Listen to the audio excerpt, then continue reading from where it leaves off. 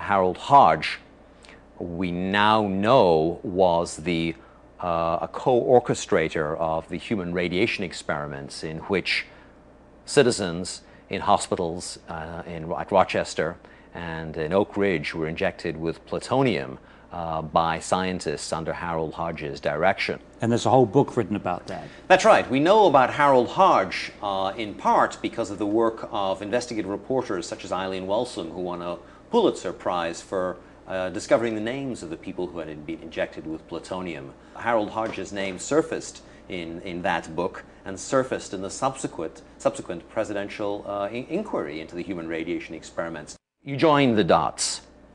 If Harold Hodge and the University of Rochester are injecting people with plutonium and uranium, and at the same time they are reassuring us about fluoride safety, what's the connection?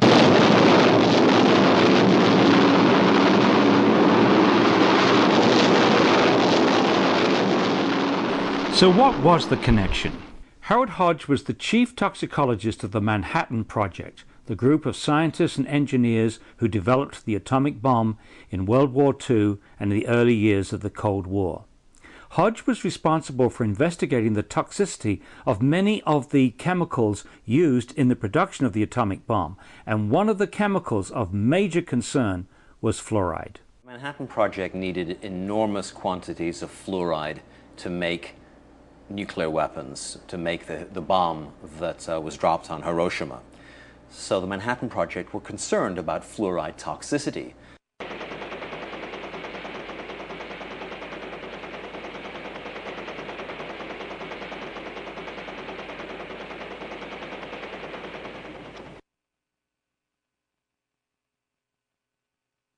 The documents that I uncovered with Joel Griffiths in the files of the Manhattan Project and the Atomic Energy Commission are very clear and very explicit. The toxicology department at the University of Rochester, which was under the direction of Harold Hodge, was asked to come up with medical information that could help the government in lawsuits in which the United States Army and the US government were being charged with fluoride pollution.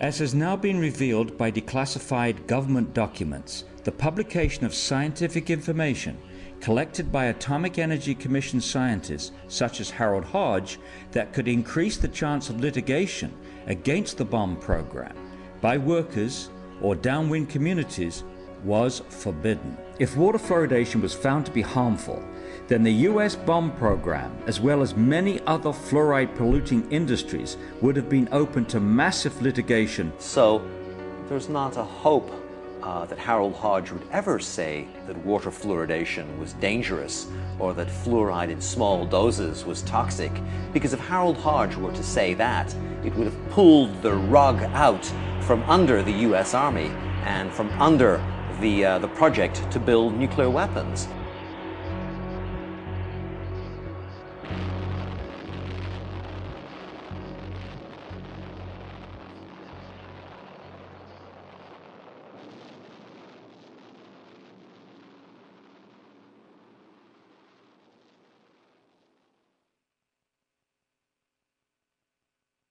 For people who know the history of medicine and science in this country, you know, the Kettering Laboratory was at one time one of the largest private laboratories dealing with issues of toxicity. It was a very well-funded laboratory, and its director, Robert Kehoe, was a very senior figure in the public health establishment. Today, we know Kehoe's name best for his career-long defense of the safety of adding lead to gasoline. Kehoe spent a professional lifetime from his pulpit at the Kettering Laboratory assuring the nation that lead added to gasoline was entirely safe. Of course, that's been thoroughly discredited. The toll of health injuries, of neurological injuries to children alone from adding lead to gasoline is almost incalculable. And you know, for that, we really can thank Dr. Robert Kehoe. He soldiered on lead's behalf for his professional lifetime, and he did so being paid by the Ethyl Corporation, who were the makers of tetraethyl lead. The same job that Robert Kehoe did laundering lead's image on industry's behalf, he did for fluoride. Kehoe, along with Harold Hodge, was a leading defender of fluoride safety in the workplace, and he also was a leading promoter of water fluoridation. Robert Kehoe and the Kettering Institute, on behalf of industry and the National Institute of Dental Research, compiled an extensive bibliography of abstracts on fluoride's toxicity and the role of fluoride in public health.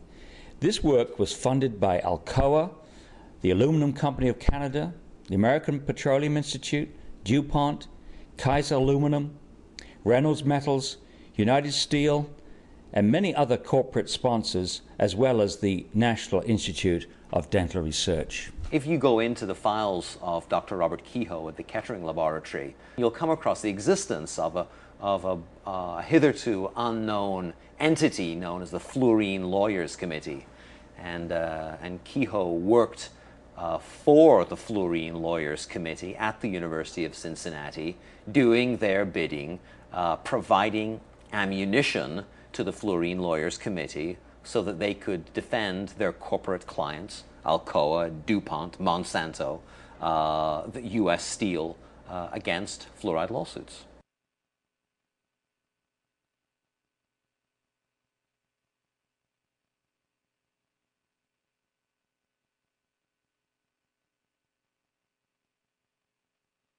In Robert Kehoe's files, there is a medical study which was a state-of-the-art $100,000 study in which Beagle dogs were given fluoride to breathe in conditions which approximated the working conditions for men and women in the aluminum industry or in any fluoride industry. What happened to that Beagle study?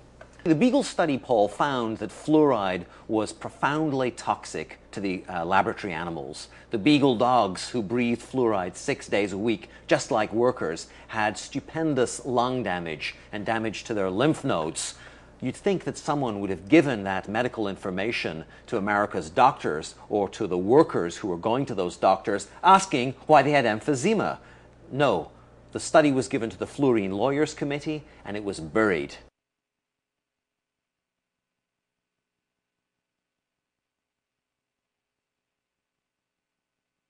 The book makes clear for the first time that the selling of fluoride to the American public was done by the best in the business, by the father of public relations, Edward Bernays.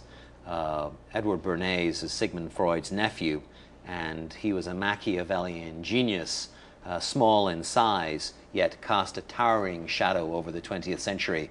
Bernays understood that there was a liberal sentiment coursing through the 20th century, and that if you could hitch your commercial wagon to that star, then you could make your clients a lot of money. In 1916, Bernays had suffragettes march in the Easter Parade in New York City holding cigarettes as torches of liberty. And he cooked up that scheme on behalf of the American Tobacco Company and its director, George Hill, who was paying Bernays's salary. Well, my book uncovers correspondence between Bernays and the National Institutes of Dental Research. Bernays was asked to come to Washington by the NIDR to help create their PR campaign to sell fluoride to the nation. Bernays understood that people have an unconscious trust in their doctor or their dentist, and if you can persuade doctors and dentists that fluoride